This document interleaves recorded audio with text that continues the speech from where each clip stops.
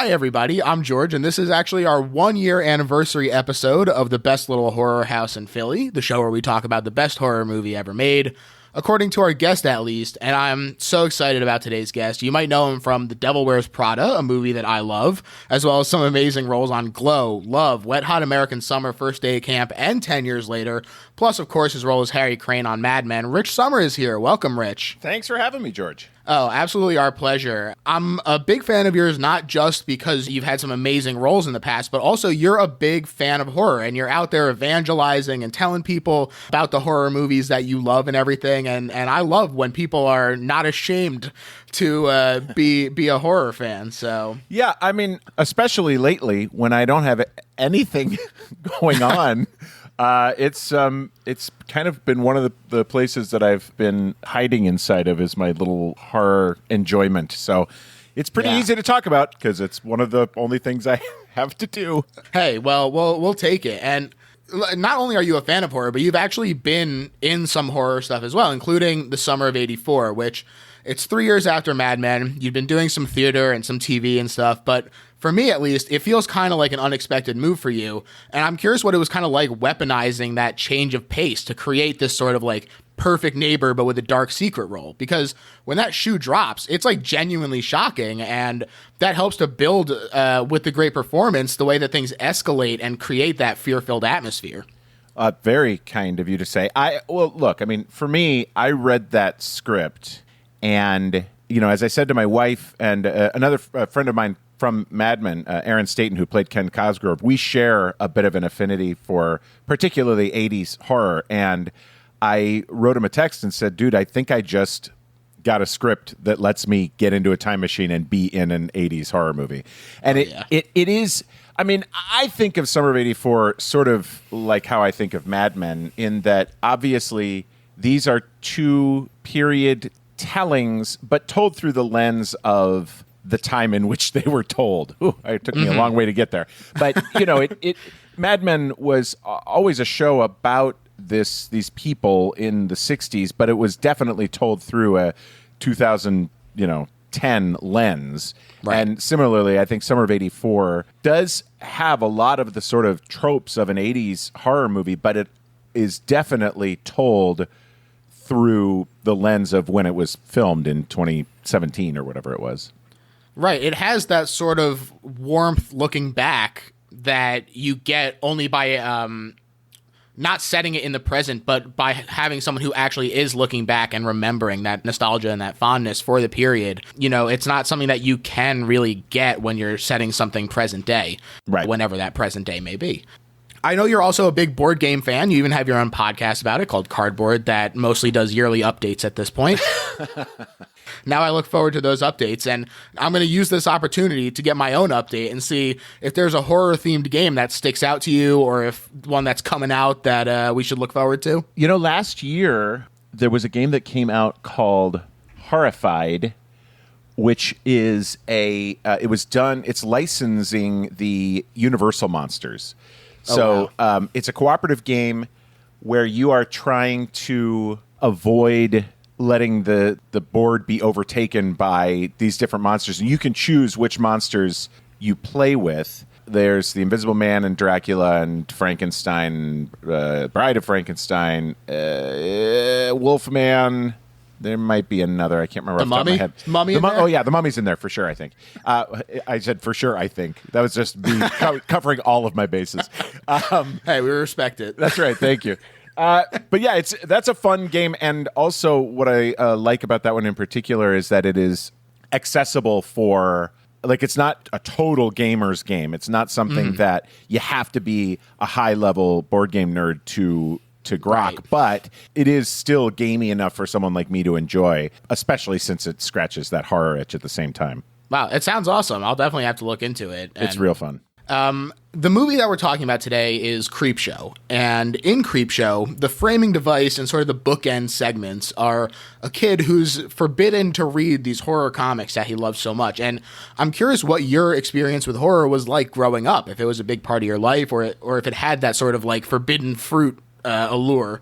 Well, a little bit of both. It was a big part of my life, and it had that forbidden fruit allure. I had a friend, Matt, who lived down the street from me, and he was this perfect combo, which was his bedroom was downstairs and his parents' bedroom was upstairs. He was an only child, and they had HBO. And it was like, this is it. I mean, we were together all the time. I mean, this is a guy that was my best friend from third grade on, and we lived together all 4 years of college. We actually have our weekly Zoom board game night tonight. So I still am very much in touch with Matt, and we reminisce often about how we would just very much hope that our children won't do what we did, which is watch, Die Hard and Creepshow in the basement of our homes while we're asleep, not knowing any better. But yeah, I always was sort of enticed by this thing. And the other side of it is that my mom also always enjoyed horror. She more enjoyed the creature feature type stuff from the 50s into the 60s, but she would let me sort of dip my toe in once in a while. She took me to the Jaws 3 got re-released in the drive-ins in I want to say 87, 88, and she took me to see that. So I was only 9 or 10. That's sort of my first memory of her endorsing it, but I also, I ran the VCR surreptitiously on Saturday afternoons when Channel 9 showed Halloween 2, cut to hell. But, for me, it still was terrifying enough that it built the tension and the dread enough that I was like, oh God, I still don't want to go to that hospital. But so yeah, the combination of all those things, kind of getting a little taste of it, and then hanging out at my buddy Matt's house, and putting on top of that, when we saw Creepshow, we were probably. God, I bet we were 11 or maybe 12. Wow, that seems like a perfect time, honestly. Oh my God, it was right in the wheelhouse for us. And it happened, us being 11 or 12 puts it, this is 89 or 90. So we're seeing this thing only really 7 years after it came out. So it, now if I showed it to my kids stylistically, they would be like, what the hell am I watching? Whereas for us, this fit still very much in our wheelhouse of what we were used to watching. And there also was I grew up in Minnesota, and there was a chain of comic book stores called Schindler's, comic books and magazines. And they had, at that time as well, there was a re-release of all the EC comics, Tales from the Crypt and Vault of Horror and all that stuff. And I jumped on that bandwagon hard. Not to mention that that's right around the time that Tales from the Crypt came out on HBO.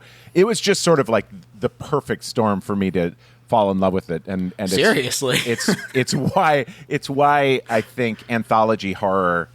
If I had to choose a genre, even though it's not really a genre of horror, it's more of just a device, but. That's what I would choose is interesting. Horror. Long answer, George. Long answer. No, hey, that's absolutely fascinating. I think that's really interesting that you like anthologies so much, because I know that there are people who they just swear them off. They say that you can't tell a scary enough or interesting enough story in those little bite-sized snippets. And I think that Creepshow is the perfect movie to sort of throw that back in their face and say that there is so much that's good about each one of these stories. Yeah. There's a lot of love for them still. I know that there was a movie that I just saw at Fantasia Fest, the Mortuary Collection. It's so great. It's great. It's really great. And it has that same sort of affection for these creep shows and Tales from the Crypt and stuff. I highly recommend people who enjoy this sort of thing go check that out. I'm gonna double on your recommendation. The director Ryan Spindell and I connected a little bit on Twitter, and he was kind enough, as I was so effusive about my enjoyment of anthology movies, and I had a ticket to see the Mortuary Collection at last year's. There's a horror film fest in Toronto. Sorry, Toronto. I can't remember what it's called. But I was there working, and I had a ticket to go see it, and then I had to go to work. And I was so bummed to miss it. So then when Fantasia Fest came around, I tried desperately to figure out how to break any internet rule I could to make my computer seem like I was in Canada, whatever I had to do. And I couldn't make it work. So I just reached out to him and was like, look, dude, I'm dying to see this movie. And he was kind enough. You tried twice. That's right. I tried so many times. He took mercy on me and let me watch a copy. And I sent him a a little book that I had found a couple of years ago that's sort of like a deep dive into Creepshow, sort of the making of and the history of Creepshow and I sent it to him because Mortuary Collection, like you said, is has such a clear, straightforward lineage to Creepshow, and other Aaron Kutz did Scare Package a couple of years ago. That's so much fun, totally different tonally, but even so Ghost Stories came out pretty recently. I thought was a pretty great anthology as well. To answer the question, when someone says you can't do anything in this short form, I just beg to differ. I mean, I also grew up reading, Night Shift by Stephen King was one of my favorite books growing up. I read it cover to cover several times, and it's a collection of short stories. It really kind of got me, again, it primed my pump for this stuff. I mean, I'm very open to a short little shot of something fun. Oh man, I'm long-winded today, Joe. I haven't talked to anyone except my wife and kids in 6 months, so I'm just letting it rip today. This is what it's all about. So this is a 1982 movie directed by George Romero, known for, of course, among other things, the Night of the Living Dead franchise. And although his work is pretty cynical and dour, I feel like, compared to the bright and light-hearted feel of this movie. And I'm curious if you gravitate to his other work at all compared to this. I haven't really dug in much into his other work. I've only seen clips of Night of the Living Dead, I'm embarrassed to say, and it just hasn't been a thing that, like you said, to answer your question, I don't gravitate necessarily toward it. I don't think, I mean, look, don't get me wrong, George Romero directed the hell out of this movie, but I don't know that it's the George Romero of it necessarily. Right. What you would generally call the George Romero style that draws me to it. I think it's really interesting that his work here. So Stephen King is the writer of the screenplay for this, and he's also an actor in it. And I really feel like Stephen King working with Romero here kind of helps to bring him out of his shell a little bit, because like when I look at Day of the Dead, which is like just the most depressed movie, like there's like almost no zombies in it because it's just about how humanity is our own worst enemy and how we'll tear ourselves apart, and it's just so intense. And then you look at this and you're like, I see the King in it. I see the Maximum Overdrive with the vending machine shooting out the soda cans and the giant green goblin head on the truck. Like, he has that sort of sense of humor that I think really is benefiting Romero here. Yeah, well, Stephen King has that throughout his... Look, no question, he gets dark as well. But Stephen King is, I think, known for his willingness to kind of squish at anything. I mean, like you said, the vending machine in Maximum Overdrive, the blob in Creepshow 2, not the blob, the raft, it's called. Sorry, everyone. Anyway... Look, we can't be expected to remember every single name. Thank you, George. Oh God, thank you. But look, the guy's known for having a sort of glee with this stuff and a willingness. I mean, look at his performance in Creepshow, and we'll get there obviously. But he was bananas. Like he just sort of let it rip sometimes, and I appreciate that, and I have definitely attributed that aspect of the movie to him. Although, again, it's not entirely fair because I have a much broader understanding of Stephen King's work than I do of George Romero's work. I mean, I'm not trying to say that George Romero doesn't have a sense of humor, because especially if you look at something like Dawn of the Dead, there's some jokes and stuff in there, but it's definitely not the same kind of humor that Stephen King has. So I definitely attribute that more towards him as well. And they had been friends for a really long time before they made this movie. King actually even made his screen debut in Romero's Night Riders. And on that set, they were like, look, if we're going to ever do this, we're going to do it now. We got to team up for real here. Wonder Twins activate. King writes this screenplay. He bases 2 of the 5 vignettes off short stories he'd already written. And like we kind of alluded to, they just wanted this movie to serve as an homage to the movies and comics and everything that they loved growing up. It also helps that they brought in Romero's longtime collaborator and podcast favorite, Tom Savini, to the effects. And they create this comic book style. He's really great at it. And Michael Gornick doing the cinematography in this movie, I mean, it just sticks out in such a positive light, pun intended, in Gornick's case. There's so much love for the source material. And it's so fascinating to see that lineage that you were talking about, where like it all goes back in like these stages. There's the generations of it moving forward, and each one really captures something really special, I think. Yeah, and yes, stylistically, each is slightly different from, not, and in some cases, vastly different from the others. And obviously, sort of story and drive-wise, each piece is unique. I just think it's a real buffet of horror stuff, especially, like you said, for maybe a younger person who is just dipping their toe into this world.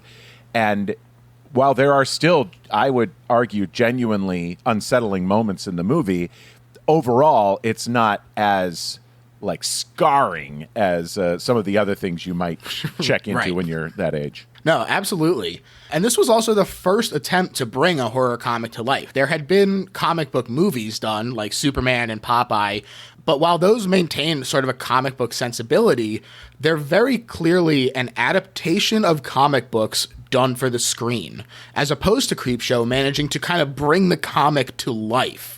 I mean, they do this with animated transitions, illustrated frames, and as I mentioned before, the lighting is so important to this movie. Most of the scenes are low-key lighting with just deep shadows and high contrast, but in important scenes, the sets become sort of bathed in this absolutely gorgeous deep blues and reds, almost like a giallo film, and these unnatural lighting moments really help to accentuate the horror in the scene.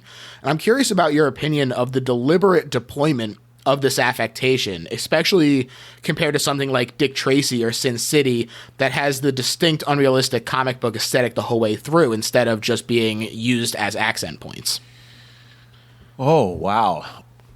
Well, look, like you said, their decision to make the comic book not only sort of the jumping off point, but the prime storytelling and style device is what sets it apart. I mean, there was a Tales from the Crypt movie in the 70s, is that right? Right, it's like Christmassy, or like at least the first. There's one. Yeah, there's one story in it that is a Christmas one that was then redone for the Tales from the Crypt TV show as well. But right, and it's really good, and people love that movie, and they should. But like you said, it is an adaptation of the Tales from the Crypt deal. It's not a sort of I'm trying to like lifting up of the comic book, whereas rather than pulling out of the comic book and extracting it and saying here are some stories we can tell, this is like the essence of it. Yeah, right. We're going to actually raise the comic book itself to our thing. And I just like you said, the colors of it. As a kid, I don't know if I fully rephrase. As a kid, I didn't appreciate how important that is to these stories. As a kid, I was frightened when at the end of Father's Day, which is the first segment in the movie, there's this like blah and big reds and blues, like you said, really bright with big brassy sounds right in the camera. I found it to be sort of unsettling. Now I watch it. Now I've seen that movie many, many times, but those moments are less unsettling and more sort of just, stylistically beautiful. Yeah, you really soak in them. Yeah. It's a really, I love the audacity to just swing for it and say we're not pretending we're something we're not. This is a comic book that came to life. And so and they're long shots too. Oh, absolutely. No, they roll around in it. And I think that part of it is to show, well, as you were saying, it is their love letter to those EC comics that they grew up on. It's to show sort of how wrong Tom Atkins' character, the dad in the wraparound story, is. Yeah. How this isn't just junk. This is a legit storytelling and a way for your imagination to be triggered. Yeah, I totally agree. And I think it's really great because it's not just used in those moments. It's also used more subtly at times leading up to the horror moments to create that sense of unease. And it works to help create a moment of surprise without relying on like heavy gore or anything, because it's a friggin' comic book. It's fun for kids and adults alike, they really, I think, walk the line really well there. And those transitions that happen even within a story, the one that's popping into my head is Something to Tide You Over with the I guess at the center. Yeah, it's the middle story. But that there's a lot of sort of meanwhile, and you move from one panel of the comic to the other, and it doesn't freeze frame necessarily. It's sometimes moving video that then a panel slides across the screen and you're into the next scene. Whereas in a standard cinematic storytelling, that might just be a long dissolve or a fade to black and a fade up or whatever it is. They just kind of mind that way of telling a story in however they could. Yeah. Transitions are something that don't always get a lot of attention paid to them in terms of like the way that they're executed, but when they're done exceedingly well, I feel like people do notice and that it really stands out as a positive. Another franchise that comes to mind that really handles the transitions well is the Final Destination franchise. Really, like they are just constantly like having the screen follow like a car passing across or like a window rolling down or something.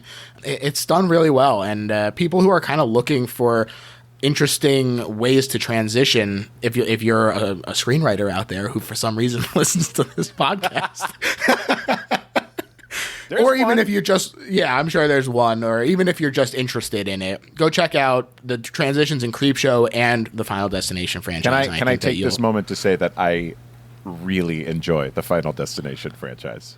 Thank you. Legit. Finally, another one. Oh no, absolutely. That I don't remember which one it's in. Is it 3, maybe 4 or 5? With the tanning bed. Oh yeah. Oh man, where she just sizzles in there. Oh yeah, that's rough. That it takes a lot these days. You know, we all become a little inured to some of the spooky stuff in movies. That one was one where my feet. I saw it in the movie theater. My feet were up on the seat with me and my hands on my forehead. And I was just like, no. It's tough. No. That's a tough one. No. I mean, as a heavily bespectacled person, I really in 5 when she's getting like laser vision surgery. Yeah. Oh, yeah. Oh, God. Like, yeah. That one just really shook me at my core. It's not cool. So this was a mini review of the Final Destination franchise. Go check it out. The other best horror movies ever made. One thing that I thought was also interesting about Creepshow, however, is that it was released in early November because of this weird strategy that did wind up paying off. The studio gave it like a 4-week trial run in the Boston area in July, and it did great there. And they said, all right, pull it from all theaters. We want to get it as close to Halloween without competing with the October release of Halloween 3. And so they banked on people still being in a spooky mood in early November, and Halloween fizzled out quickly because of the lack of Michael Myers in it. And so Creepshow was kind of left to clean up because people were dissatisfied with what they had gotten during the traditional scary movie season. And I think it's what a weird, bold stroke for them to do this. If you skipped Halloween 3 because there was no Michael Myers, but you still wanted some Tom Atkins within that 30 days, good news. Yeah. He's in this other movie that's coming out just a couple weeks later. The perfect storm for them as well. And it did get some mixed reviews, but thankfully that didn't affect the movie too much. It made $21 million domestically on a budget of $8 million. And this is, in fact, Romero's only movie to open at number 1, which I thought was really interesting. Oh, wow.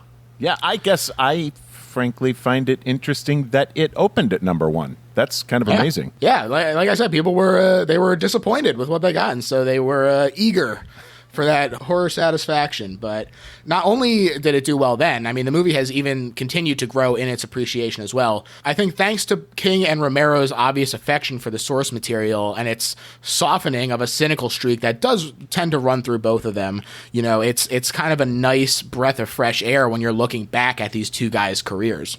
Well, definitely. And I guess I'm happy to know that Stephen King looks on it with some affection. I know he was overall dissatisfied with his moment in the spotlight, if I'm not mistaken, which I presume we're going to make our way there. But yes. Yeah, he had some feelings, as I recall. Yeah. And so getting into the actual movie now, We open up on this prologue, which is this young boy named Billy, who's getting disciplined by his father, Stan, for reading a horror comic titled Creepshow. And Billy is played by King's son, Joe, who is now a well-regarded horror author in his own right. And as you said, his dad is Tom Atkins. It's a really strong start for the cast, and it does continue. I mean, this is an absolutely stacked cast the whole way through. And I like that they also kind of establish right away that there's going to be they like put you in the right mindset of like looking back based on the random insert shots of like the kids' toys and everything. Like there's the Rodans and, you see some like classic Hulk and everything. And it's a well set up thing. It feels like a real kid's room with the stuff just kind of like strewn everywhere. Oh, yeah. And after Stan gets all upset about Billy reading this horror comic, he throws the comic in the garbage and he reminds his wife that he has to be hard on Billy because he doesn't want him reading that horror crap. And that's why God made fathers. That's why God made fathers, babe. That's why God made fathers. Then he sips his scotch. That delivery is so perfect. It's like so self-satisfied. Oh. He just nails it. The worst. And Billy is upstairs all pissed off, and he wishes that Tom Atkins would rot in hell. And he hears a sound at the window, and surprise, it's the Creep, the host of the comic book. And it's just this great practical ghoul. It's a really fun prop and leads into a great animated opening. It's so good. I don't look. I won't pretend that I remember the feeling I had watching every single moment of this movie the first time. There are flashes that I definitely remember from that first viewing. But I can only imagine that for someone seeing this movie for the first time, when that Creep is at the window and it transitions into that animated thing and he kind of does that come hither with his hand and you follow him out the window, it's stunning. It's still so pretty to look at. The whole credit sequence is pretty. It's just all pretty. I like that movie. It really helps to create that sort of atmosphere of the comic and really let you sort of be like, all right, we're going to be kind of half in, half out of reality this whole time. Yeah. Which is really great. And it leads into the first story, which, as you said, is called Father's Day. This was an original story written by King for the film. And we open up on this upper crust, snooty family gossiping and insulting each other, including Ed Harris as Hank Blaine, a man who married into this family. And they start to regale him with the story of Dottie Aunt Bedelia, who supposedly murdered her father. And, they say supposedly, but we see that she does. And this is where they transition into the flashback with comic book panels. This is another example of that. And it's like you said, it's just so rad. Like it really helps to create this sort of active feeling as you transition into it. Like you said, the tone is set completely by this first story. I have to interject just a little tiny tale, if I may. I, a few years ago, had the fortune of doing a play with Ed Harris. And we were doing Buried Child in New York, which, if you know the play at all, I played Bradley and he played Dodge. And Bradley is Dodge's son. And Bradley is missing a part of his leg. So Bradley spends a lot of the time in the play on the couch because it's a play, and we can't digitally take out the leg later, and I happen to have both legs, so I was on the couch a lot. And during a break, Ed's character, Dodge, sat by the couch a lot, and we were our heads were right by each other, and we were at a rehearsal, and we went into a break, and this was early on in the rehearsal process, and I said, Ed, I just got to tell you, Creepshow is one of my all-time favorite movies, and he sort of chuckled and he said, I think I danced a little in that one, didn't I? Oh, said, yeah. Oh, Ed, you did. You certainly did. And then he went on to ask, he did ask if I had ever seen, and I think you mentioned it earlier, that Romero movie, Night Riders? Night Riders, yeah. Night Riders. Because I think Ed is in that one, right? Yeah. Yeah, he said that. I still, these many years later, haven't watched it, but Ed said, that one's real crazy. So apparently Ed gets real crazy in that one. But I do know he danced in Creepshow, and it was the best. Yeah, I mean, he gives Crispin Glover in the final chapter a run for his money. He does. Although Crispin Glover, that's a tough one to beat. They're both both so very special, those moments. Yeah. But I don't know. I might give Glover the edge on this one, but Ed Harris definitely has some moves. It's tough. Listeners, let us know what you think. Which one is the superior dance sequence? And the aforementioned father is Nathan Grantham, a miser who made his fortune bootlegging, and he was killed on Father's Day after Bedelia having endured a life of putting up with abuse up to and including his orchestration of the murder of her boyfriend, Yarbrough, in a hunting accident. You know, it's all punctuated by the lighting and these fun comic book affectations. It's a great sort of look back at how this was set up, but all these years later, Bedelia, played by Vivica Linfors in a delightful turn, screeches to a halt, as they say, and she stops at her father's grave to meditate and leave a flower. She sits there, and we hear a ghostly voice demanding cake, the scariest dessert.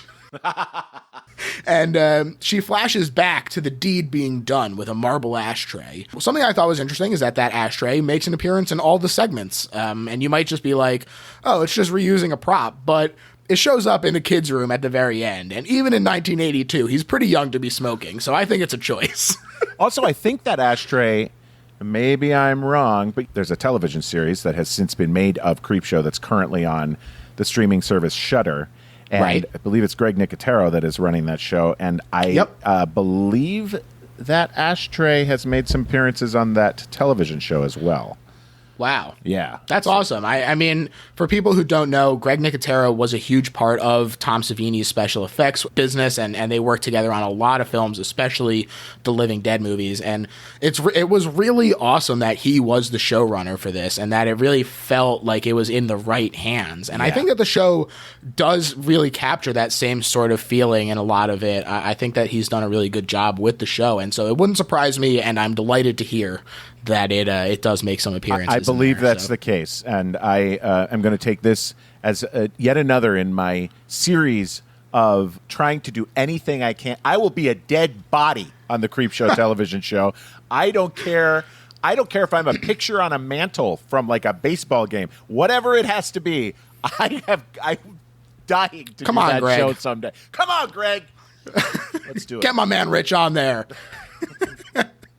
But yeah, so she's at this tomb and she drunkenly reminisces about the murder, but she spills her bottle of Jim Beam. Nathan, famously more of a bullet bourbon guy, emerges from the ground. He's all rotted and maggoty, and he wants to claim this Father's Day cake he never got. And when I was reading about how they did the effects, I thought it was the way that they phrased it was they did it with a combination of Rice Krispies and real maggots. And I was like, oh, so they could have just done real maggots. Yeah. Why do the Rice Krispies? They really buried the lead there. And it was gross. That's a really gross thing. But it comes across. It looks gross as hell. It's a great effect. So. Oh, yeah. Nathan kills Bedelia there at the gravestone, and this is while Ed is back at the house having his dance party with his wife Cass. The best. And it's great, and he gets scolded by his mother-in-law because he's having this fun dance party, and he goes out to smoke a cigarette, and he wanders into the graveyard, and the graveyard is awash in blue, and it's so nice looking, and he's promptly murdered via a pushed-over gravestone. So Nathan's actually a psychic zombie, which is classically the worst kind of zombie, so you don't want to tangle with those. And Nathan sneakily murders the cook, Mrs. Danvers, as well, before getting the drop on Sylvia and choking her out. And the remaining two are they're scared, and they're like, okay, we gotta go look for Ed Harris's character. And they're shocked to find Nathan finally with his cake, which is just Sylvia's severed head topped with whipped cream and some candies.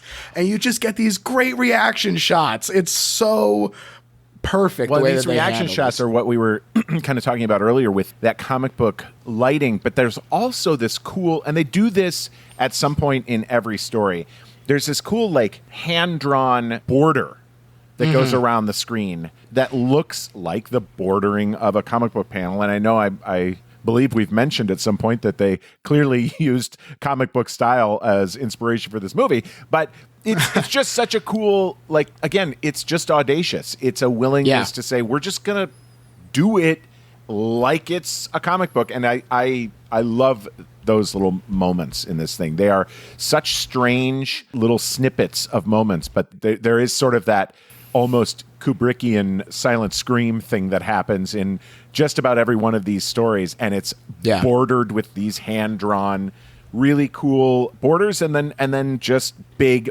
brassy lighting choices. The one that really stuck out to me this watch through was the roach one. Yeah. Like, man, it just looks so good when it comes in from the sides. It's really great. And while the ending is left ambiguous in the film of this short story, with Nathan kind of just gloating over a terrified Cass and Richard in this freeze frame, the comic book that acts as the novelization of Creepshow implies that Nathan blew out their candles. So big rip to them. They did not make it out, despite him getting his cake. And this transitions into the second story, the Stephen King one that he is in, The Lonesome Death of Jordy Verrill. And this vignette is based on King's short story Weeds. Jordy Verrill is played by King himself. And, this is one that is divisive, I feel like. I happen to really enjoy Same. The Lonesome Death of Jordy Verrill. Same. I think that the campiness and over-the-top nature of it obviously it's on purpose, but I think that it really hits the tone really well. I mean, I was reading that he was trying to play it like Wile E. Coyote when he's falling, and I think he nails it, I think. He does. Look, also, the final three stories that follow the first two, right? So you have Father's Day is the first one, and then Lonesome Death of Jordy Verrill. Then Something to Tide You Over, The Crate, and They're Creeping Up on You are all done really pretty straight, like really pretty dramatically. But obviously the second story, Lonesome Death of Jordy Verrill, is bananas. And the first story sort of has one foot in each style. It's a little sillier, too. It's campy, but it also plays it for straight horror at times. For me, Jordy Verrill is a perfect sort of counterpoint to the later three stories. I like that we whip up this crazy frenzy in the second story that is just goofy. And P.S., and I know you're going to go through the telling of the story, but it ends in a very dark way. Like it does not pull a punch at the end. It's throughout sort of goofy and light, but boy, that ending is about as dark as any moment in the movie. Yeah, and I think that, as you say, it does help to create a balance in the storytelling throughout the whole thing, because if it was just Father's Day being like a little campy and then 4 told completely straight, Father's Day would really stick out. But by having this one that is on the opposite end of it, it creates this middle ground that it's allowed to live in that I think is really important to creating sort of a balanced tone throughout the whole thing. Absolutely. And if you look back at those EC comics, by the way, there are some stories that are goofy. And then there are some stories that are terrifying and gross and unnerving. And I think that you have to have room for that. I mean, same as, if you look through a Stephen King short story anthology book, you're gonna find things that tonally sort of hit all of the notes. And I personally, I know that Stephen King has probably remained self-conscious about his performance in this thing. And I know as an actor, it is impossible to divorce yourself entirely from a performance you've given and see it in completely unbiased eyes. Right. Impossible to be objective. It's impossible. But I wish it was possible for him, because it is, I think, truly delightful. And if he owned it as being bonkers, if he just was like, well, I just went for it, we'd all be like, you sure did, Steve, and it was great. We would celebrate it with him if he was open to that. I agree. Come to us, Steve. Let us love you. And he is this huge caricature. He's a buck-toothed nunkhead, and a glowing meteorite lands on his farm. And he's hopeful that it will be worth at least $200 to a local college, and he can pay off that bank loan. The classic American story, am I right? So good. He's hamming it up. And I like that he says, I'll be dipped in shit if that isn't a meteor. And it's not. It's a meteorite. That's so right. Get out the dipping apparatus, everyone. Get your shit and your dipper, because here it comes. So in addition to being a meteorite, it's also too hot to touch. And so he douses it with water, and the contraction in it causes it to split in half, and it spills this glowing blue substance that gets on his hands, and it soaks into the earth as he walks home sadly, mumbling about Jordy, gluing the you stone. lunkhead. And outside, the area that got soaked is like this big planty mess. And after a little bit, we see that his fingers also have some kind of plant on them. And he fears that they'll need to be amputated in one of several amazing fantasy sequences. I love these intense, like, doctor caricatures that he goes through. I think that they're so fun. Oh, and it's great. Sorry, go ahead. Yeah. Yes. No, it is great. I agree. And so he doesn't call the doctor, but he does notice that it's spread to his tongue where he was sucking them. Oh. And so I feel like even in this very lighthearted sequence, that moment for me still is like, oh dear. It's gross. It's gross. Yeah.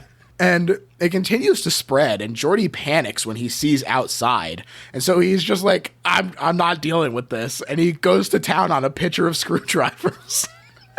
It is one of the most sort of ham-fistedly made cocktails you'll ever see in a movie, by the way. It is just dumpage. Yeah. And does he mix it with measuring. like a screwdriver or something? Like an actual screwdriver? I think he mixes it. Or maybe I'm making this up. I can't. Or maybe, no, it's the bottleneck. I think he sticks the bottle in the thing and stirs it with the neck of the bottle. I mean, it's a real fancy drink. Like we said, he goes for it. He does. Televangelist's comments are eerily applicable to what's happening as he's drinking this. And he falls asleep, but when he wakes up, he sees that he's got this big beard of grass and seemingly around his nethers as well. He just looks down and he goes, there too. you go, oh no, Jordy. And he starts to take a bath, but he gets haunted by his dad first, who warns him that the plant wants water and not to get in the tub. But the itching is unbearable, and he's sure he's already a goner, so he gives in and he dives into the bathwater. And again, even in this lighthearted scene, there's an escalation here. The next morning, Jordy and his farm are so completely covered that it kind of takes you by surprise at what intense moment it is when you realize what's happening. Yeah, there's a real I don't want to alienate anyone, but it's a real waking up the day after the election in 2016 feeling. It's a real I'm not speaking for George. He is speaking for me. I'm only speaking for myself. But there's this feeling. It's just this, like you say, it's this creeping horror. I mean, that's the whole bit with this story, is that creeping horror that slowly starts to regenerate all over the place. And when he goes to sleep, however many hours he was asleep, some things continued to go while it didn't all sleep. So that moment, he's a grass monster. He's a grass monster. And when he finally, I'll let you tell the ending here, but you go ahead and then I'll comment. Yeah, he grabs his shotgun and he prays to God that the one time his luck will be in is just so that he can kill himself. And he blows the top of his head off with this shotgun, and it is such a punch in the gut of, like, poor Jordy. It's poor Jordy, and that what comes raining down, what blasts out of that shotgun there when he's hit, it's not gore, it's not blood, it's grass and dirt that all come down. And it is, as a kid, and now as an adult, I retain still a little seedling of that feeling of that is a horrifying moment for me of like, oh shit, it was throughout him. And when he does that, that please God, let me die. It's so upsetting and desperate and dark. And that moment's up there for me of the truly horrific moments of the movie. That little moment is up there. They don't even let up. You don't even get to be like, well, at least it's stopped, because the radio weather forecast, we hear it announcing heavy rains are predicted in Castle County, which we also see a sign for Castle Rock, putting this squarely in King's in-house universe, is going to turn green so fast it'll be miraculous, sort of alluding to this space plant. And it's just so Lovecrafty and color out of space. Like, I just think this is such a great story. It has the laughs. It has the punctuated moments that help to make it feel real and lived in and interesting. And it's just such a great ending to cap it off. So grim.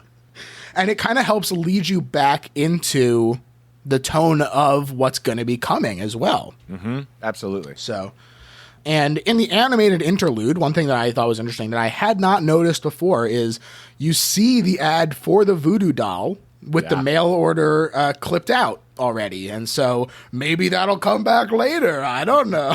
And that animated interlude leads into Something to Tide You Over, which is, I think, a really, really fun story as well. Well, as a kid who had watched the Naked Gun movies and watched Police Squad when it was re-airing on, it wasn't Comedy Central then, it was whatever, Ha or the Comedy Channel or whatever it was showing on. But, Leslie Nielsen was a goof, a total goof. You couldn't take him seriously. And to have your introduction to his more serious side be in drop dead in the middle of Creepshow, it was, and that Ted, I'm getting ahead of us here, but Leslie Nielsen and Ted Danson are the two main leads in this middle story. Two guys known in my mind for comedy. I think Leslie Nielsen had quite a dramatic background at that point that I just wasn't aware of. And so to see them step fully out of those crazy comedic situations and be in this, which is a deeply sinister sort of revenge story. It was pretty shocking.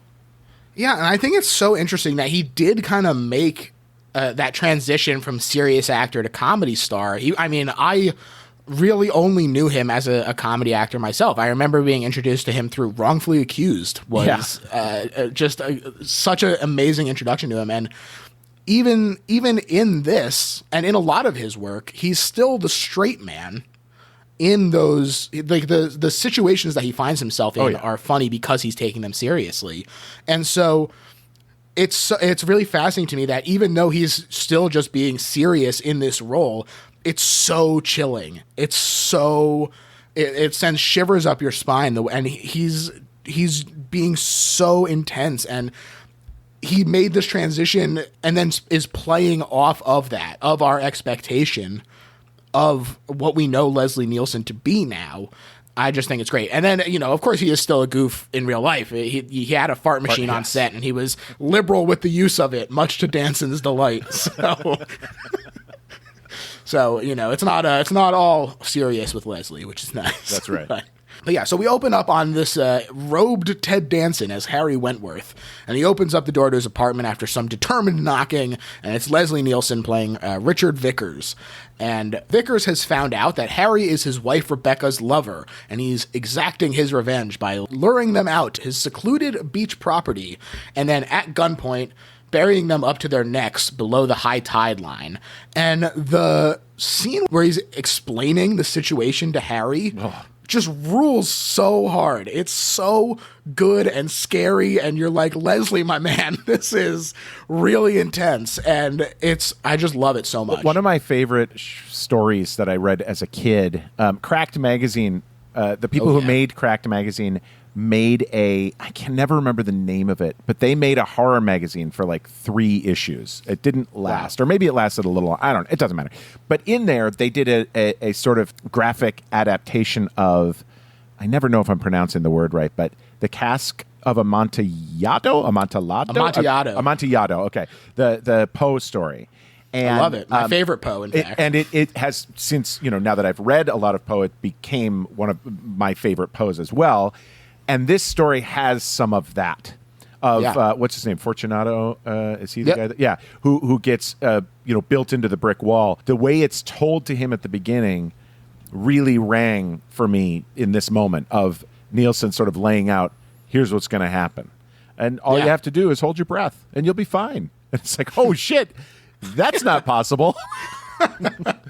Yeah, it's really great. It's played so, and like the one way that they get like a little bit of laughs in is the crab stuff, which I think is really fun. But even that, you're laughing, but it's like you're like, oh, that looking crab's at gonna through your fingers, because it's a very, for me anyway, That's an upsetting image of not being able to bat away something that could even just pinch at you. It's like, that's a very creepy moment. Yeah, it's a very uneasy laughter. Yes. And he explains, like you said, that they have this chance of survival if they can hold their breath long enough for the sand to loosen and that they can break free and escape. But obviously this is not a realistic expectation.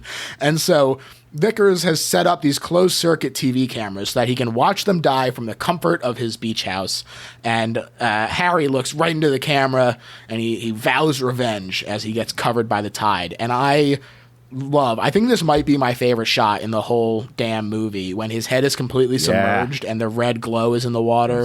And he's sort of coughing, trying to hold his breath, but the bubbles are coming out of his nose. He's kind of that thing. Oh, God, it's so... Because you see him sort of looking around, hoping... Because the waves have been coming in and going out, and now they're starting to come in and stay. And you see him, like, realize in that moment, this is not going to... This is it. This is the one. Oh, God. It's a really, really great moment. And the next day, Richard returns to the spot where he buried Harry, and he finds the ruined camera tripod, but no sign of Harry's corpse. And he's perturbed, but he chalks it up to the current. And unfortunately, it wasn't the current, because we see some footprints leading out of the waves, and the two lovers have returned as double water zombies, the worst kind of zombies. At least among the most gross kinds of zombies. At least. The water gurgling in their throats when they speak and sort of running out of their eyes and mouth and nose. Ugh, God, it's nasty. Forget what I said about psychic zombies. Nathan has nothing on these guys. Yeah, they look great. They're all waterlogged and seaweeded, and it's really just spectacular work.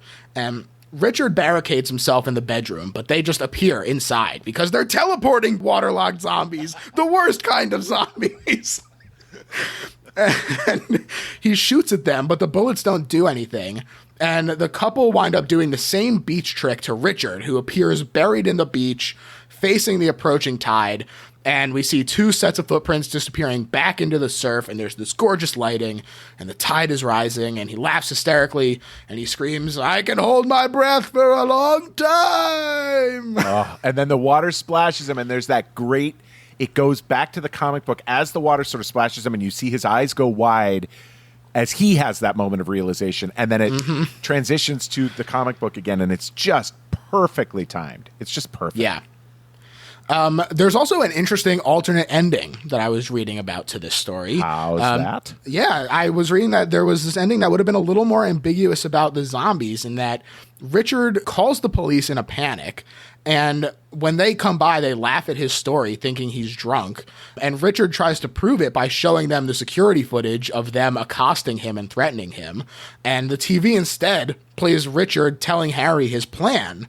And so Richard claims he's been set up, and the police take him into custody, and it smash cuts to the murder trial, and he gets convicted and sentenced to death row. And in the gas chamber, we get that same closing where he laughs hysterically and says, "I can hold my breath for a long, long time." Whoa, that's crazy. Right? I don't think I've ever heard... I've read a lot of things about Creepshow. I don't think I'd ever heard that story. I was doing some pretty deep research today. Oh, wow. And, did they shoot it? I know. I think that it was just a scripted idea, but I'm curious what you think about this alternate ending. Like, obviously there's a lot of nostalgia wrapped up in the ending we got, but I'm curious what you think about this alternate take. That look, if that had been the ending, I probably would have thought it was the best ending ever. For me, this movie doesn't do anything wrong. So if that was the choice they had made, I probably would have stood with them by that choice. But I mean, trying to picture it, I don't know. It might have worked.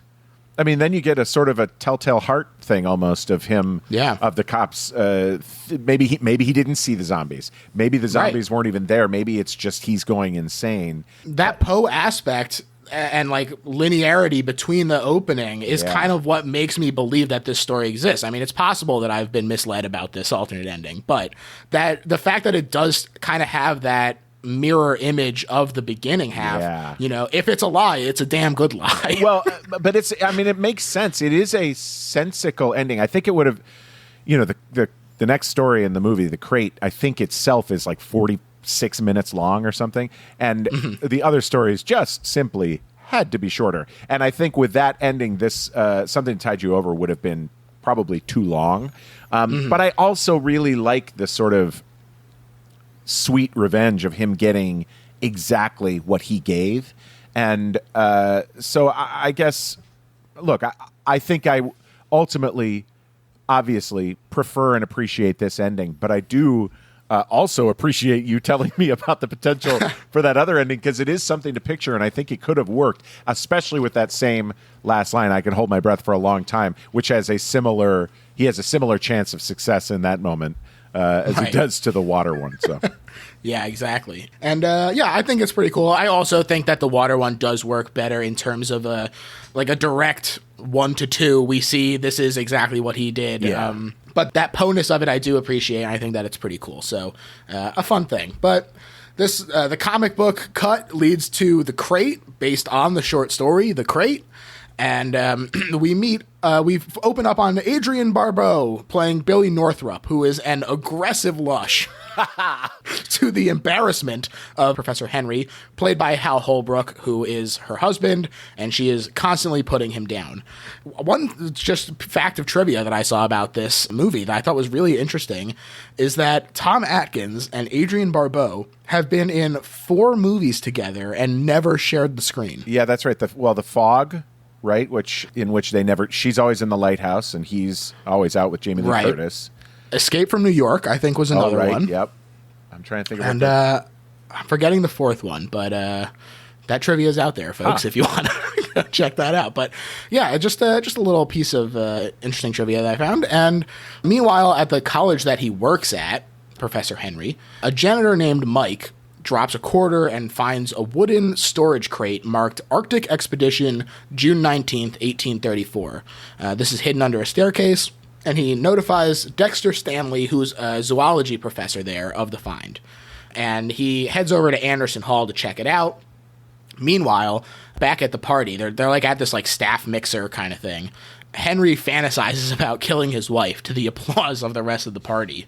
And it's like really kind of dark the way that you, like, when you step back for a moment and you think about this guy just like zoning out at a party thinking about killing his wife, you're like, dear Lord. Yeah. Yeah, he doesn't like her a lot. Well, I mean, that becomes clearer. But also, by the way, Hal Holbrook also in The Fog. Okay, sorry, continue.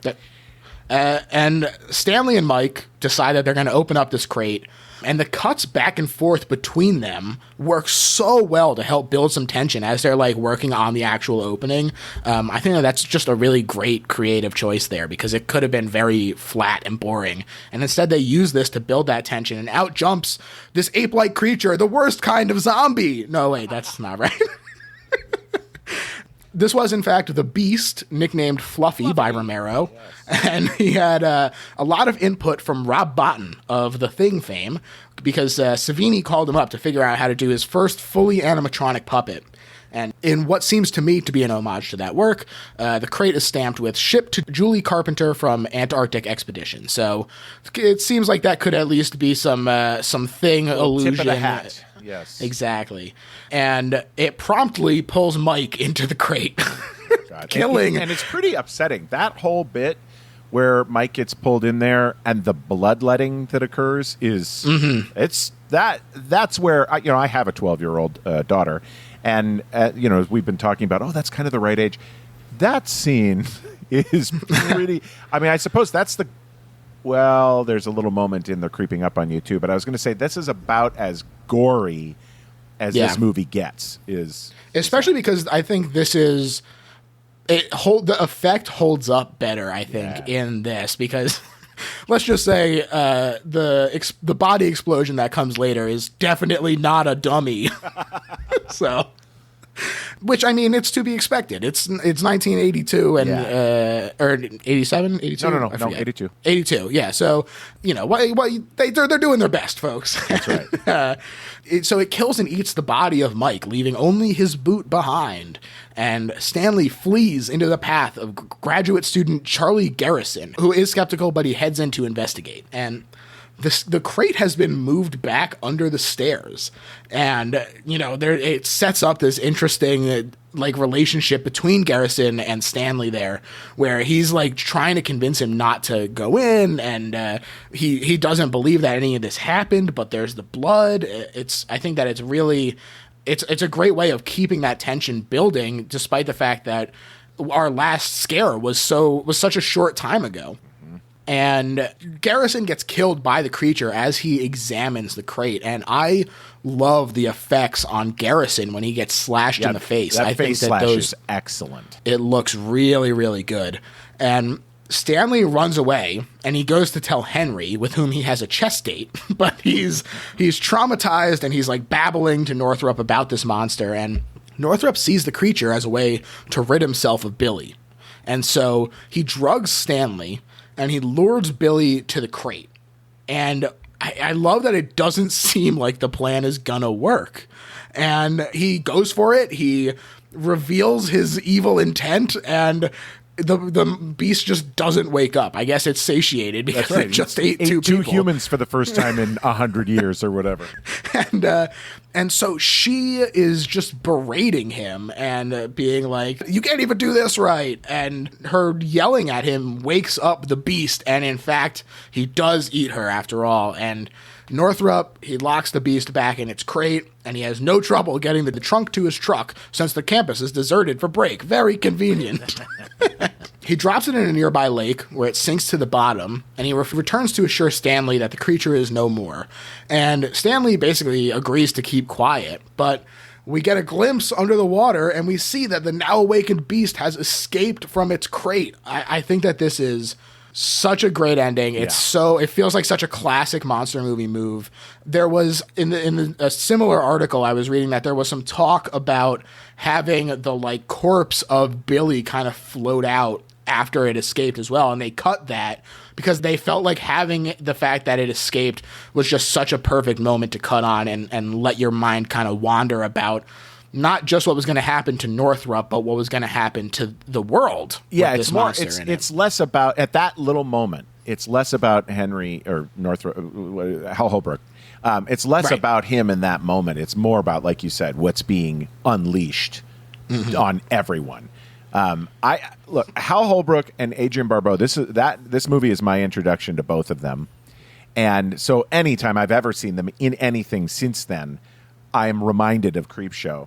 And Adrienne Barbeau never plays a character ever again, to my understanding, to my experience. Not like this. Like this. I mean, she's so off the wall, so much fun. I mean, God, she does this like her drunk yelling, her ranting, and Henry, Jesus, Henry. And when Henry gets her down to the basement, and he starts doing the way he lures her there is saying that Dexter's been sleeping with a student or something, and she's hiding under the stairwell. And Hal Holbrook is telling this whole story, and he starts to sort of giggle, and she's like, Jesus, Henry, what did he do to her? And he's like, it is kind of funny. You really got to see. I mean, it is dark as hell, that moment. It's so dark. It's great. It really is. I think that they do such a good job of playing off of each other. He's so demure and quiet and reserved the whole time, and she is really leaning into it and playing it big. Every interaction that she has with another character is alienating. Every single one. Oh, she's the worst, and you totally understand why he'd want to feed her to a creature. But another side story, at the SAG Awards, I don't remember when this was, back when Mad Men was a thing and went to these things. Hal Holbrook had been in, it was whatever year, Into the Wild, is that what it was called? Into the Wild was at the SAG Awards as well. And I walked past his table after the awards show was over and everybody was leaving to go to the party. And as I walked past his table, the little Hal Holbrook Table 8 table tent was still on the table, and I yoinked it. And so I still, tucked into a Creepshow book is my Hal Holbrook table tent from the SAG Awards, however many years ago that was. Delightful. Delightful, stalkery, whatever you want. You can call it whatever you'd like. And so this leads into our final full story. They're creeping up on you. My favorite. Interesting. I was going to ask you what your favorite was. I love that this is your favorite. I think that this one is so interesting because it's so stripped down compared to the other ones. I think it's really fascinating. We can talk about the way that you feel about it as we kind of go through, but that's really great. And E.G. Marshall plays Upson Pratt, who's this ruthless businessman, and his fear of germs has him living in this hermetically sealed apartment, and it's outfitted with electric locks and waste disposal chutes and surveillance cameras and more. And to his consternation, this supposedly germ-proof apartment is clearly infested by hordes of cockroaches, and shit rolls downhill, so the already crotchety bastard is even more antagonistic to employees and wives of business rivals driven to suicide alike. Ugh, he's the worst. I mean, he's so great in this, but he's just playing such a despicable person. It's great. God, it's great. This feels like such a fun role for him to sink his teeth in. Like, you can feel how happy he is, just getting a chance to swing for the fences here. And like you say, he's awful. He's so cruel and unnecessarily so. Like, he's clearly taking delight in it. And E.G. Marshall is just doing such a good job at it. It's a real character you love to hate kind of guy. I love it. I really think that he does an amazing job. Like 7 years later, he plays Beverly D'Angelo's dad in National Lampoon's Christmas Vacation. And as crotchety as he is in that movie, it's so adorable compared to Mr. Pratt in Creepshow. Mr. Pratt is terrible that as grumbly as he is in Christmas Vacation, I can't take him that seriously in that movie. Because the bar was already set. He's so upsetting in this movie. And, on top of all of this roach infestation, which, by the way, is disgusting. Oh, that's why, just to circle back, this is part of why it's my favorite. There's no faking this. And in fact, they didn't fake it, which I'm sure you found in your research. Right. It's sort of like, I remember someone asking Penn and Teller, how did you do the cockroach trick on Letterman where it looked like you dumped like thousands of cockroaches on yourself? And they said, well, what we did was dumped thousands of cockroaches on ourselves. So right, what trick? That's basically what this movie is like, I think, didn't they get the cockroaches from Mexico or something? And 50 cents a piece. Oh, my God, which is a lot of money when you see how many cockroaches are in this thing. Yeah, I read the stat was 250,000 of them for a total of $125,000 on the roaches. Romero, he said this at a panel in, I think, 2015, that this was the most expensive part of the movie. Oh, yeah, and it is gross. And when you imagine what that place was like, and if I'm not mistaken, when it was all over, there was no way to contain all of them. They tried, but I think this was shot somewhere in Pennsylvania, maybe Philadelphia or Pittsburgh. It was shot in Pittsburgh area. Pittsburgh. Yeah. So they just unleashed thousands of cockroaches, not wittingly. They didn't try to, but they also were like, well, what the hell else are we supposed? Like, we can't confine them. They are take that, Pittsburgh, Philly for life. That's right. They're good at getting between cracks and hiding and surviving. So they're going to do that.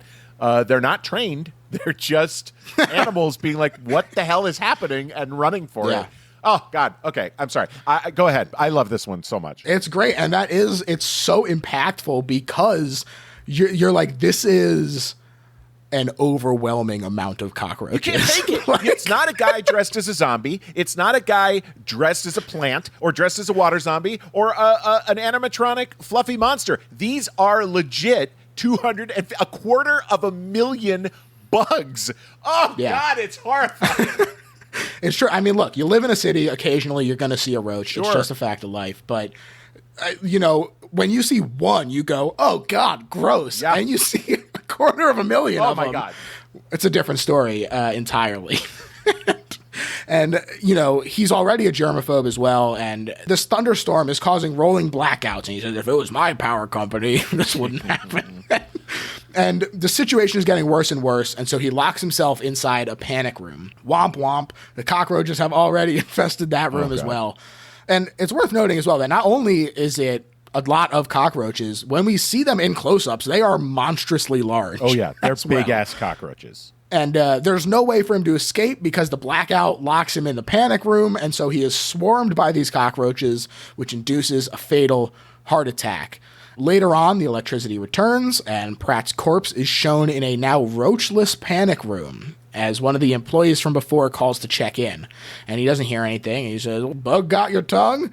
And indeed they do, because Pratt's body, and like I said, definitely not a dummy, begins to contort, and the roaches explode out, recoating the room in a layer of bugs at least a foot high. Like, this thing is just, it's like, offends my soul. Like, it is an so upsetting gross amount of cockroaches. I had the pleasure of attending last year. Obviously, it's never happening again. But the horror nights at Universal, they do their big like haunted displays and everything. It's so much fun. And last year they did a Creepshow haunted house, and I was so excited. It happened because of the Shudder show, right? And Shudder and AMC were a big part of, I presume, paying for it. But I think if I'm not mistaken, there were 5 areas of the haunted house, 5 sort of settings you went through. 2 of them were from the show, and 3 were from the movie. You saw the kitchen from Father's Day with the cake head. You saw Fluffy jumping out of a crate at you, and then you went through Ups and Pratt's cockroach room. And it was done with lots of lighting effects. Those lights that if you look down, it looks like bugs are crawling all over the floor and also your legs and feet. It is. Right. It was oh, man. An upsetting. And again, it takes a lot to truly get under my skin. This story always gets under my skin. That horror experience at Universal got under my skin. Being around bugs still now gets under my skin. This is one of my favorite moments in horror, is the 15 minutes or whatever it takes to tell this story. Yeah. Understandably so, I think. And it's really great. I don't know which one. I feel like my favorite changes every time I go through. You know, I love Something That Tied You Over. I love The Lonesome Death of Jordy Verrill. Me too. Oh man, I think that Jordy might be my number one, and that's going to be controversial for some people. And to that I say, get your own podcast. It is definitely going to be controversial, but I also, that's part of what I love about this movie, is that anyone with whom I speak about this movie has a different favorite. Well, within a range of 5, obviously, sure. But I've only spoken to 5 people, so you're the last one. But no, it's just that because they're all such different stories, because it is such a sampler plate of horror, you get sort of your creature feature vibe with the bug. You get your cosmic with Jordy Verrill. You get the revenge tale with Something That Tied You Over. You get something for everyone in this thing, and it's part of what I love about it. I have no reservation about sharing this movie with anyone, because I genuinely believe you will find something that you enjoy in it. And as you said, it's not like showing them Mandy or something where it's bonkers and they just are like, what am I even watching? Like, it's a good entry level for anyone. Yeah, I agree. And I even like the bookend, because we lead into the epilogue here, and it's the morning after, and we get to see Tom Savini, which is fun. Yes. He's one of the 2 garbage collectors. And they find the Creepshow comic book, and they flip through the ads, and they lament that the order form for the voodoo doll has already been redeemed. And he's legit really funny in that little moment, too, by the way. He hams it up, too, and it's great. Yeah, Tom Savini has been really fun in a lot of stuff. Like when he's in From Dusk Till Dawn, he's so fun in that. He's fun in the Dawn of the Dead when he's in the biker gang. He's Tom Savini. That guy's all right in my book. He is A-okay. And I also think it's really funny to like take a step back and picture this guy being like, what if the voodoo doll was there? Is this garbage guy going to be like, hell yeah, I'm going to order this voodoo doll? And doesn't Tom Savini, just as a like side trivia, doesn't he play the creep in Creepshow 2? That may be so. I actually didn't know that. I think, and I'm sure someone will correct me, but someone plays the creep is more like a more present entity in Creepshow 2. He talks. He's like, now Billy. He like kind of speaks. And I think Tom Savini plays him, but I could be wrong. Wow. I don't recall. Anyway, I do know that Creepshow 2, John Harrison, I think is his name, who did he was the first AD on Creepshow and did all the music. Wow. I believe important, that's too. right. Like, the music's great in this. It's one of the only soundtracks I own on vinyl. Is the Creepshow soundtrack? Yes, I believe. By the way, very possible I'm screwing up this name, but I believe it's John Harrison, and I believe he was first AD on the first Creepshow, did the music for the movies, and then has gone on to direct as well. Directed, I believe, an episode or two of the Creepshow series. Boy, it is very possible I'm speaking directly out of my ass, but I think that's true. I would believe it because they clearly are so interested in keeping it in the family and making sure that the people who work on it understand it. It's not none of it feels like a boardroom was like, what are the kids into these days? Like no one is making Creepshow as like a marketing decision for like the youth. This is people who are enthusiastic about it, who want to make it. It's a passion project, and I think that is evident by how long the people have stuck with it throughout the course of this franchise that's been around for now almost 40 years. So crazy. Yeah, and inside the house, we see that Stan is complaining of neck pain, and it seems to turn deadly as Billy goes wild with the pin on the voodoo doll in retaliation. So all's well that ends well, I guess.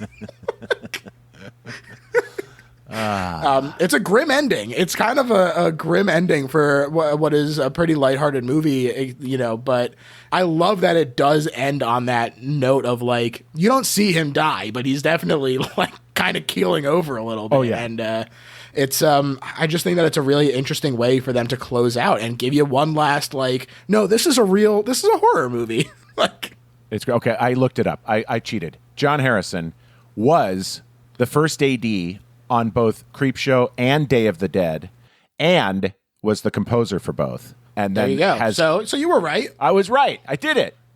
I really did it. I'm so proud. Now I don't know. Excellent pull. And I'm just going to make sure I'm right on this. He directed 4 segments on the series Creepshow. Okay, good. Whew. There we go. My ass was right this time. As far as I'm concerned, you nailed it. Thank you. So, as the credits ran, I thought it was really interesting that each segment had a different editor, which I think really helps to make them have that different feeling of cosmic or whatever. In addition to the story, they're all kind of edited with each person's own voice, which I thought was just a really cool touch as well. And as I was watching the credits, I want to shout out the Roach Wranglers, David A. Brody and Raymond A. Mendez. David and Raymond! Way to go! You suffered for our enjoyment. Unleashed a scourge on Pennsylvania. And as I mentioned, this was adapted into an actual comic book of the same name. It was illustrated by Bernie Wrightson of Heavy Metal and Warren Magazine's fame.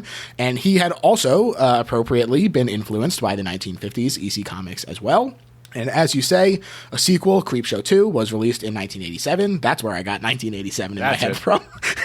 And once again, based on Stephen King's short stories, with a screenplay from Creepshow director George Romero, which I thought was a really interesting swap there, that he did the screenplay for the second one. That film only contained 3 tales of horror due to budget constraints, as opposed to the original 5. But, it's great. People love it. As we say, there's the TV show version as well on Shudder, with season 2 coming out next year. Yes. Continues both the storied tradition of lots of wonderful actors in it and the spirit of Creepshow. And of course, season 3 will have Rich Sommer on it. We have to will it into existence here. Let's do it. I'm in. And as much as that legacy is a part of it, we've reached the point now, Rich, where we sum up why Creepshow itself, the singular item of Creepshow, is the best horror movie ever made. So I'll let you start us off here and go for it. Well, look, I think I've said it a few times throughout our time together here, but it was my true entry into the genre, and I think it is a perfect entry point for anyone who is looking to sort of give it a whirl.